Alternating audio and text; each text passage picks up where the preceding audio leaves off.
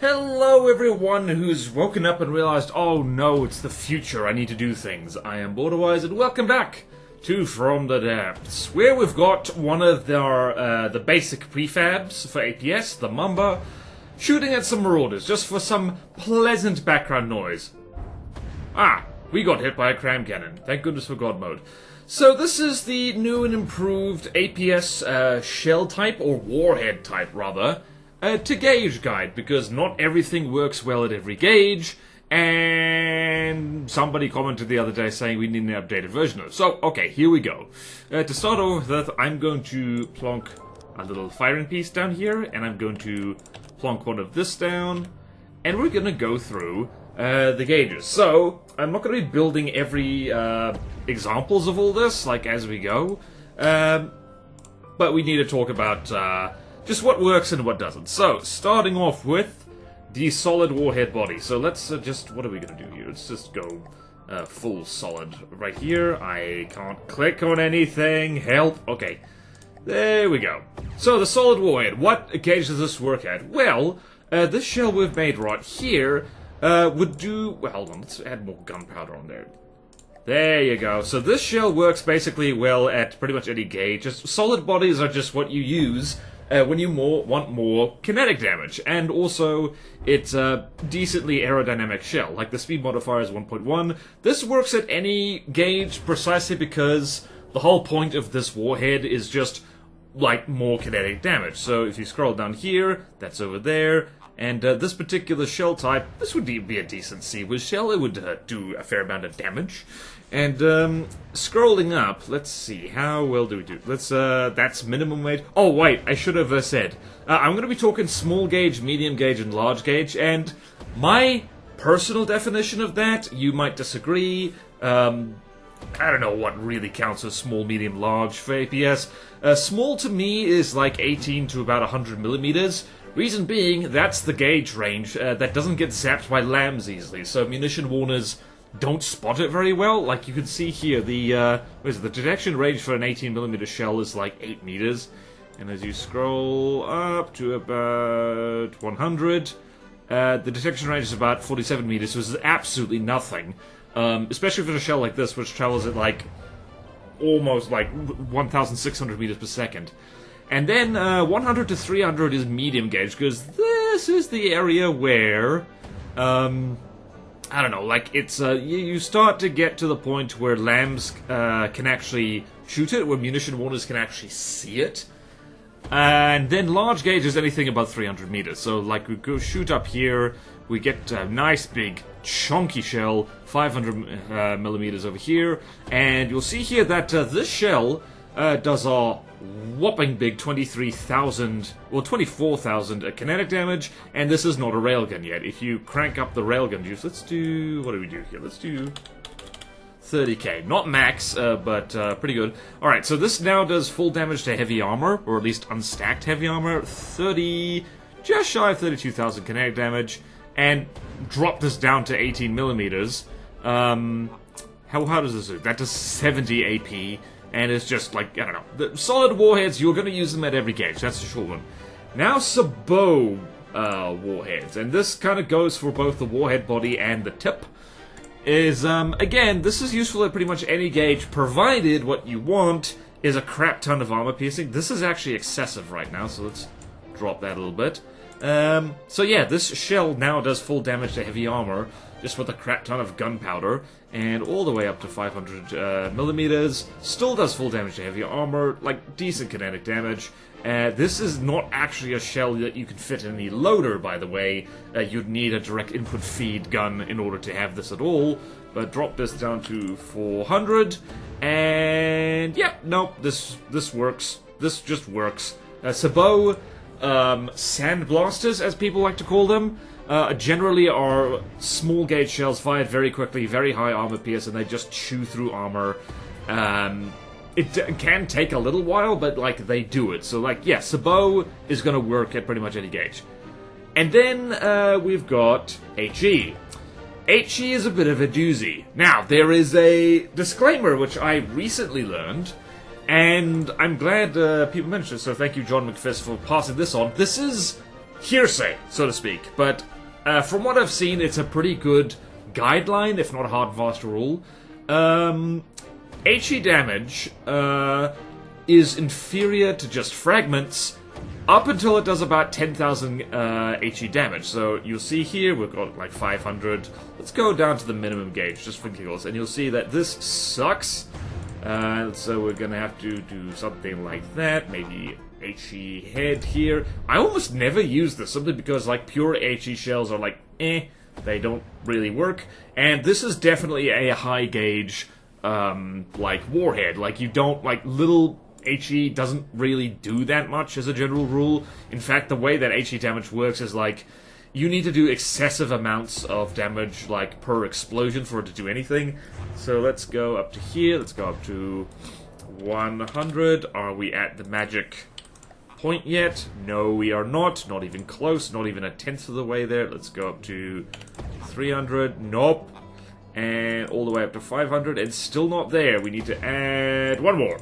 So really, you're only going to see HE damage. It's really only going to be useful in an APS shell, like when you've got like 5 HE warheads in a 500mm shell. You can go a little bit cuckoo crazy. Let's go, how many is that? 1, 2, 3, 4, 5, 6, 7, 8, 9, 10. How many is that? If we drop the gauge down to 300 again, how does that look? How does that look, sir? How does that look? Not quite. Let's go to 310. There you go. But this is a lot of warheads, so less so per gauge, although this is definitely more of a high gauge warhead. You're gonna want that magic 10k number, because apparently, again, hearsay, I haven't checked the math on this, I've just done very basic comparisons of just seeing what makes more block confetti. 10k is kind of the magic number for HE. So, and if it's not 10k, you might as well go frag, which is a handy, well, that's a handy, what's it, segue, which is useful at literally every gauge. So if I go down to here, and if I go do something slightly stupid like this, I just have an incredibly fast frag shell at 80mm. This isn't actually a functional shell at all because the range is like less than 400 meters, and that does almost nothing. But every single fragment is guaranteed to do some kind of damage, unlike HE, which if it does less than a certain percentage of the block's health, it will do nothing. So that's the important thing with HE damage. I'm gonna sneeze. Oh no. Oh, I'm allergic to marauders taking so long to kill. But anyway, is this actually doing any damage? Hello? Deacon's hell, is it doing any damage? It must be. What shell does the Mamba even use? Oh, okay, it uses this. It uses a somewhat derpy frag shell. It's a bow shell. That explains a lot. Anyway, back over here. So, frag works at damn near any gauge because this is a pretty terrible 18mm shell I've just made, but it will still do something. And it will continue to do something regardless of what gauge it is. So let's go to about, I don't know, let's go to about 150 just for giggles. So it's still doing something, doing better in fact. And all the way over there. And if you, like jumping ahead a little bit, if you stuck an armor-piercing head on this, you'd get, you know, a decent gunpowder-heavy AP frag shell. And it just works really well. So if we do the half and half, 1, 2, 3, 4, 5, 6, 7, 8, 9, 10, and we do that, and we do that, and drop that down to 18mm again, like, this does a fair amount, especially against a soft target. This is gonna do horrible, horrible things to just anything made of wood or stone, or even alloy, and crank that up to 500mm. This is not a metal shell, not an ideal shell, but that's a crap ton of damage right there.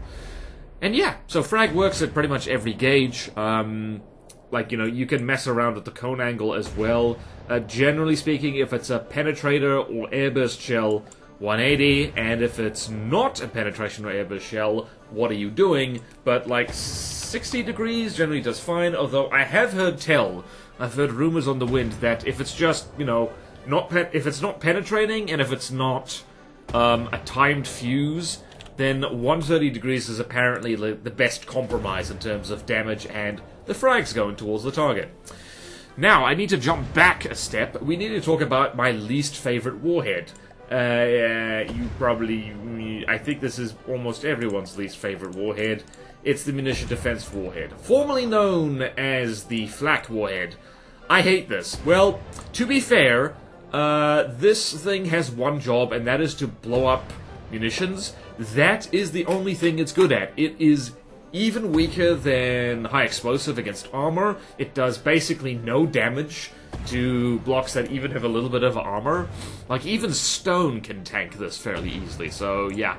And this is a high gauge shell, annoyingly enough, so all of us who started playing this game and thought, oh, we're going to build a battleship. We're going to have flak guns on it for anti-air purposes.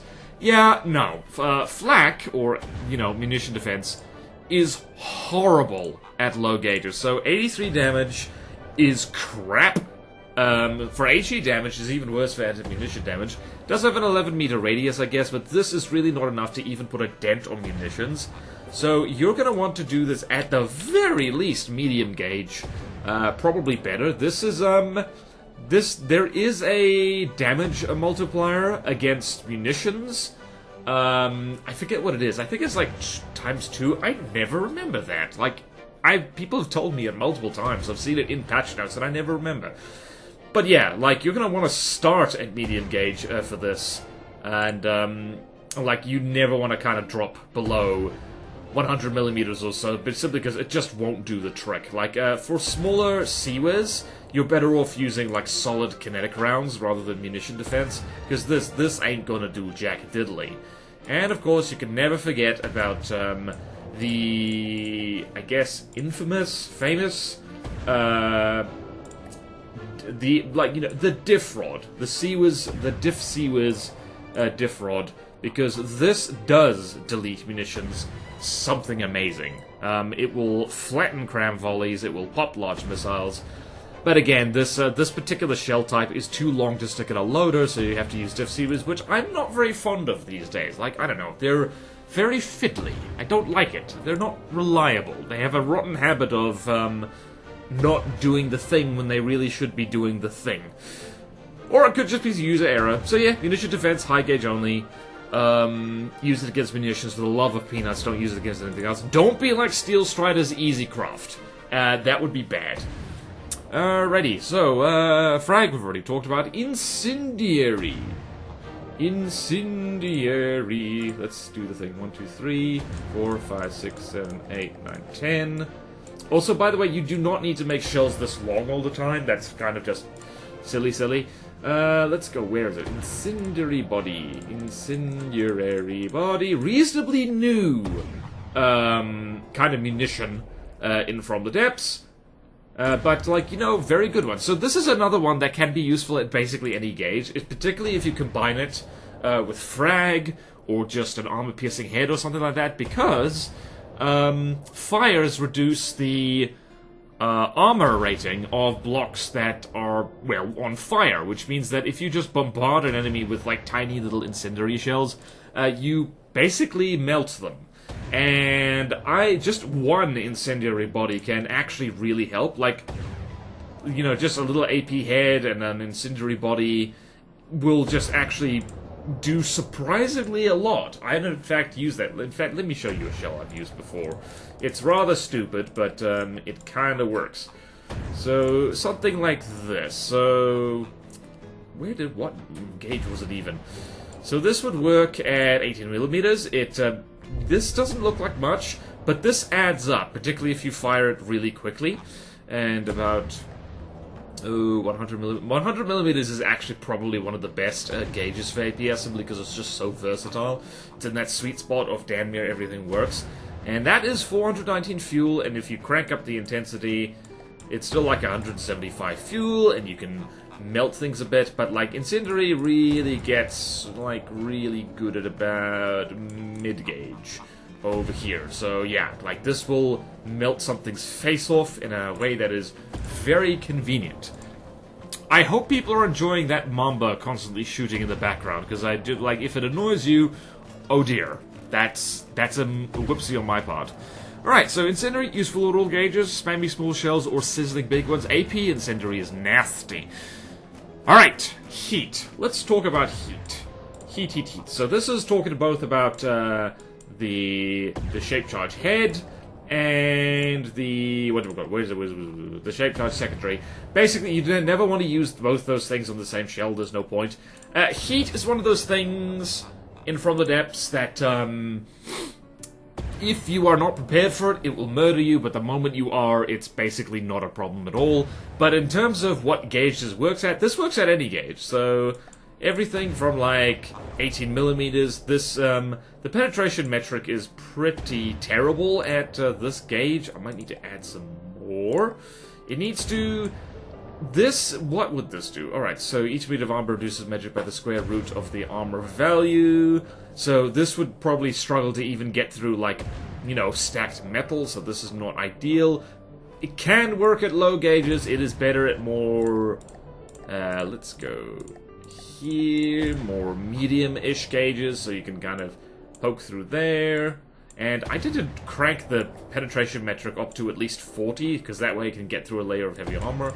Let's see, that is okay. That is better than it was. And let's go back to medium gauge. Let's go all the way up to max gauge. Max gauge, cool guys. So yeah, heat is one of those things. It gets really dangerous at like higher gauges. But again, like decent air gaps and decent like air gap filler means that this is something you have on your shells. And just as part of your, like, shell repertoire, just in case. In case you get past the spaced armor and all that and need to start poking holes through walls. And it works at any gauge. It just kind of works better with medium to larger shells. And moving right along. EMP! I don't use EMP APS very often because it's not very good. This is a strictly medium to... It is, if you're going to use EMP on its own, this is very much a high gauge thing, because that's just how EMP works. I don't know where the sweet spot for EMP is. I personally think that the minimum you want an EMP jolt to be is 1,000. And that's only if you're, like, really spamming it. Like, you know, you're really just chucking a whole load of projectiles out there. I might be wrong on the math on that. But, like, yeah, basically you don't really see... just EMP APS shells on their own, because they're best paired with this. This is where EMP warheads are usual, as disruptor conduits. The shields are reduced to 0% of current value. Oh, that's because it's big. Because this works at basically any gauge. It's pretty crap at lower gauge, because, well, it's a chemical warhead. Chemical warheads generally do a lot better at medium to higher gauge in general, except for frag, which is lovely. And yeah, EMP on its own, it's more a high gauge thing. So there's wacky things you can do with AP EMP, which is a bit of a meme shell, which I swear by, because I swear using that is like just kind of best of both worlds. You've got a shell that pokes through things, but also fries electronics. I personally like it. If you actually do the math, you like, I don't know, people have done the math, but yeah, EMP, large gauge, definitely. Let's talk about the stabilizer fin. The stabilizer fin is funny. This is another one that kind of works at any gauge, and it is a utility, but I am classing it as a warhead because it's a little bit like a solid body, except it slows the shell down, and it basically it sets a strict limit on how inaccurate a shell is. In fact, if you put a stabilizer fin right at the very front, you can have something like really damn accurate. So if you have let's see here. If you have 3 of these right at the front, you basically don't need recoil absorbers at all. So it basically caps the inaccuracy. I learned that the other day. Funnily enough, putting a fin right on the front though, absolutely ruins the shell's speed. you can see here, like, the speed almost doubled because I did that. So, if you stick 3 of these on, they, like, I don't know, it stops stacking after a while. The math is weird. But yeah, this works at any gauge if you just want a shell that is more accurate and perhaps want to cheese the APS system and not use recoil absorbers at all.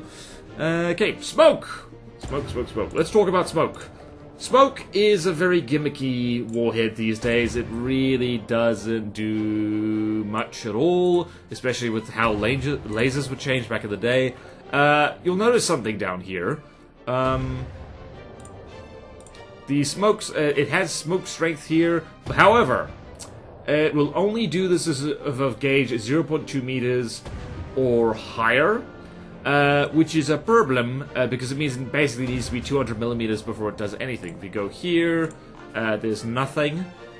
And let's go up here. Is it really like this? Does it go here? Not yet. There it is. So it's like 196. Interesting. I just had a discovery. Well, at least according to this UI anyway, smoke starts to be a thing at 196 millimeters for some reason. I don't know why this is. But yeah, so this reduces laser intensity, which means it has to be above 200, or I guess technically 196 millimeters here. I'm not sure if this is actually real. This might be a UI stuff-up. But yeah, so medium gauge is what I'd put with shells, because at higher gauges, you might as well just put actual damaging warheads in there, and you'll be a bit of time.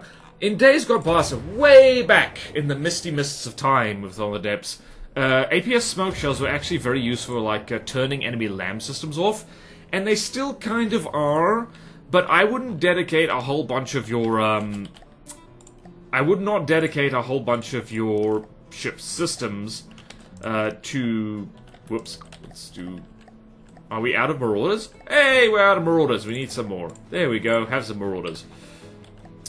Do I remember how lasers work? Do I remember how lasers work? Yes, I do. What? How dare.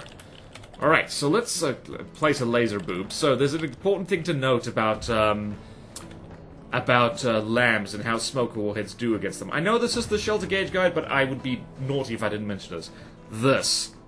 If this is not toggled, smoke just automatically turns lambs off, because this thing will not fire through smoke. The moment that is toggled, which you should basically always do, by the way, because a continuous laser has an AP value and intensity of 60, which means it takes a hell of a lot of smoke to actually weaken it, like, to the point where it can't damage projectiles effectively. If this is ticked, smoke shells, basically useless. So the smoke warhead is kind of a gimmicky, not very helpful warhead, so you don't really need to worry about it. If you are going to use it, I'd say medium gauge, because it's not worth it. At higher gauges, you might as well have something that does damage, and at lower gauges, it doesn't work at all, so... Now let's talk about head. Shell heads. Naughty. Alright, so let's go here. Solid head. Alright, so we've got the armor-piercing head already, so we're jumping ahead a little bit. So let's go to 100 meters. You'll see the kinetic damage for this particular gunpowder heavy shell is about 1030, 1030. Heavy head, and the AP is 57.5, by the way. And the heavy head, way more kinetic damage. 1,633, but way less armor piercing, 31.6. So, the heavy head is, like, kind of specifically a Seawiz shell, because, like, this helps a smaller gauge gun, like, pop incoming munitions a little bit ahead. So, I would say that this is more of a small gauge thing. It's like, most of what we've talked about, it either works well at every gauge, or it needs to be medium or large in order to work well. The heavy head, I personally think, unless you're really putting a lot of railgun juice behind it, the loss in AP means that, like, it's mostly for Seawiz purposes, like, you know, to flatten missiles and crams and such. At lower gauges, where you need to squeeze as much KD out of it as possible. So this is about 557. If we go to an AP head, it's about 351. That does make a difference, especially if you're using a lot of shells at once. Speaking of the AP head, this is probably the shell head you're going to see the most in From the Depths, simply because it's really good. It's like not as extreme as Sabot. I forgot to mention that, like, let's do this for a second. So Sabot reduces, like any Sabot, the head or the warhead body, reduces chemical payload by 75%, and vitally, the armor-piercing head does not do that. So that means that if you want any kind of penetrating shell, armor-piercing head is what you are going to be using. It's used a lot. I use it all the time, and it's useful at any gauge. Like, whenever you want something that's perhaps... If you want something that pierces armor, but it's paired with, like, a chemical warhead of any kind, this is the thing you're going to be using. It is useful at any gauge. Like, 18 millimeters, that still does, like, almost 50 armor pierce. It's still got some fragments. Let's just compare that with this. We have made the meme frag Sabot shell. This can be useful, but like people will kind of giggle about it a little bit. This, by the way, this particular shell combination, we're not even getting into the specifics of shell combinations in this video. This is a big shell kind of thing, because that's the only way that the frag is going to do anything. But for the armor-piercing head, this works absolutely brilliantly. In fact, with this kind of shell, you don't even really need the Sabot. Like, you can stick some railgun juice on this, and oh look, we're almost all the way there. Max juice. 61, full damage to heavy armor, 17,000 kinetic damage, lots of juicy fragments, and like, yeah, that is already a decent shell right there. And Hesh, the final shell. Hesh, Hesh, Hesh, Hesh, Hesh. So, if you don't know how Hesh works, it hits target. Thump goes through it. Fragments spawn on other side based on the average armor of whatever wall it's gone through.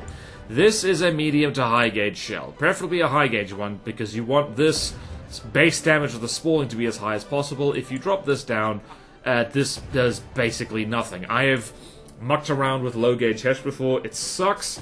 Hold on, let's just actually make this a sensible Hesh shell, because a little bit like real life, this shell is like, you know, the Hesh shells tend to be slower because you want to pack on the HE warheads. 1, 2, 3, 4, 5, 6, 7, 8, 9, 10. So this is still minimum gauge. That is better, still bad. You want to be roughly around... How's this? That's still okay, not great. But you really want to be kind of up here if you're going to go mad with the Hesh. In particular, stuff that's made mostly of heavy armor, like, you know, Grey Talons craft and Scarlet Dawn craft. A Hesh can be a very handy shell to use against them. Not your only one, but very handy. See John McFist's video, Squash the Pyre, demonstrating how you squash the pyre. Very nice. And you do need to spam Hesh. Ye old Hesh shell is something like this. I do remember this was a very popular shell back in the day. I think people might poo-poo it now for whatever reason. Is a 333mm Hesh shell like this, because this fits into a built-fed autoloader and reloads basically instantly. This is also, by the way, a somewhat decent flak shell, if that's what you're going with. Where's the entry munition warhead head? I'm already getting distracted. I am terribly sorry. This could actually be a little bit bigger. Let's make this bigger, just for giggles. But yeah, so that's the very brief rundown. Whoops, ooh, this shell could be massive. Oh. Right, we're gonna have trouble firing this quickly, though. This is not great. Anyway, let's just go over the shell types as we're watching Marauders get shot at. Gee gods, the Mamba takes a while to kill anything, doesn't it? Alright, so running down the list. Solid, useful at all gauges if you need more kinetic damage. Sabot, useful at all gauges if you need more AP. Don't use chemical warheads with this one, unless it's frag if you are a crazy person. HE, usually high gauge only starts getting better than frag at about 10k damage. Munition defense, high gauge only, basically useless against anything but munitions, hence the name. Frag, useful at all gauges, both impact and timed fuse, and penetration. Incendiary, useful at all gauges, either spammy small shells or sizzly big ones. Heat, useful at all gauges. AP Heat, by the way, is a damn good default shell, it just does the trick all the time. EMP is more useful at medium to high gauge, but APS is not the best EMP delivery method anyway, and you're better off using it with disruptor conduits, which are more of a medium to large shell. Stabilizer Fin, useful at all gauges, just remember it slows the shell down. Smoke only starts working at about 196 to 200 millimeters. There's no point going bigger, as smoke is a very niche shell, only useful against lambs set to not fire when smoked, or I guess against anything that's trying to use lasers to barbecue you. And heavy head, best used for small gauge seawards to squeeze as much KD out of a small shell as possible. And AP head, useful at all gauges, you're going to see and use this one a lot. And hash is medium to large gauge, needs to be spammy to maximize chance of spawning the fragment somewhere where they do something terrible. Thank you, Mamba, for the soothing APS ASMR. And I'm going to turn this off just so I'm not sick. Alright then. That does it for the Shelter APS guide. I'm terribly sorry there was not a huge amount of explosives. Actually, there was. If you count gunshots as explosives, there was a lot of it because the Mamba was providing a soothing backing soundtrack this whole time, which is about as useful as the Mamba ever is. Yeah, I just talked flack here. Anyway, thank you all so much for watching. Please like, comment, and subscribe if you want to see more videos like this. Support me on Patreon or YouTube membership if you like. It really helps, and there's fun perks in it for you.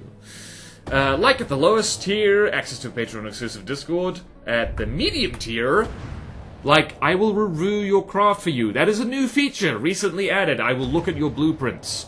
I will be obligated to look at them, as opposed to what usually happens, which is like, someone else can look at that. And at the highest tier, I'll even build stuff or draw stuff for you, depending on your preference. I made a fun nuclear weapon the other day. I might do a short based on that, maybe not. And do check out my other channels and my Twitch. They are fun, good, wholesome content, which the internet badly needs right now, because it feels like everything is designed to make you angry. And hopefully I didn't make anyone too angry with this video. So, thank you, have a wonderful existence, and I will see you next time in From the Depths. Farewell!